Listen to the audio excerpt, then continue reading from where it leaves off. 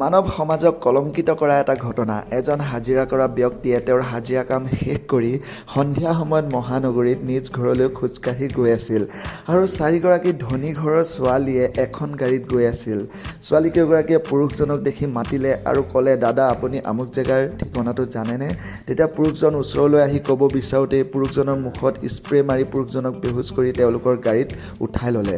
আৰু পুৰুষজনে ৰাতি 9 বজাত যেতিয়া চকু মেলি দেখিলে যে তেওঁ এটা ডাঙৰ বাংলোৰ ভিতৰত আছে আৰু এই ছোৱালীকেইগৰাকীক দেখিলে।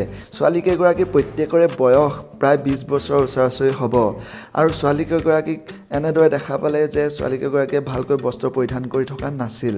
পুৰুষজনে ইতিমধ্যে বুজিব পাৰিলে যে তেওঁৰ লগত কি সংঘটিত হৈছে আৰু তেওঁৰ প্ৰতিবাদ কৰিব বিচাৰোঁতেই তেওঁক মৃত্যুৰ ভাবুকি দিলে আৰু তাৰে মাজৰে এগৰাকী ছোৱালী আহি 4টা টেবলেটৰ সৈতে পুৰুষজনক এগিলাচ পানী খাবলৈ দিলে।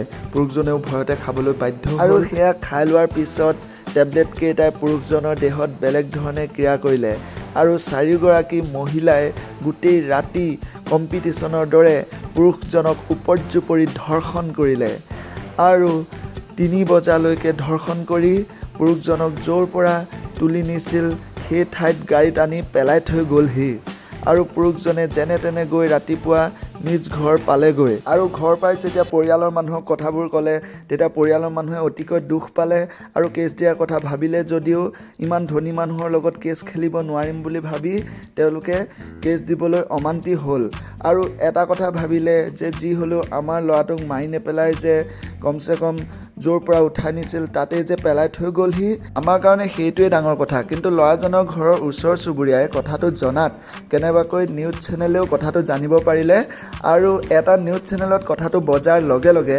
প্ৰত্যেকটো নিউজ চেনেলে কথাটো ভাইৰেল হৈ পৰিল আৰু এতিয়া মহানগৰীৰ পুলিচে ছোৱালী 4গৰাকীক বিচাৰি ফুৰিছে আৰু তেওঁলোকে জনাইছে যে ছোৱালী 4গৰাকীক যথোপযুক্ত শাস্তি প্ৰদান কৰা হ'ব আৰু পুৰুষজনে ন্যায় পাব।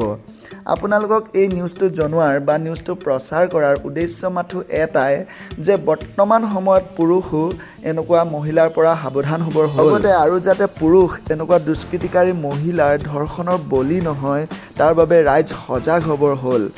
আপোনালোকে এই 4গৰাকী ছোৱালীয়ে কেনেধৰণৰ শাস্তি পোৱাটো বিচাৰে কমেণ্ট কৰি জনাব আৰু ভৱিষ্যতে এনেকুৱা ধৰণৰ নিউজ পাই থাকিবলৈ আমাৰ চেনেলটো ছাবস্ক্ৰাইব কৰি ল'ব।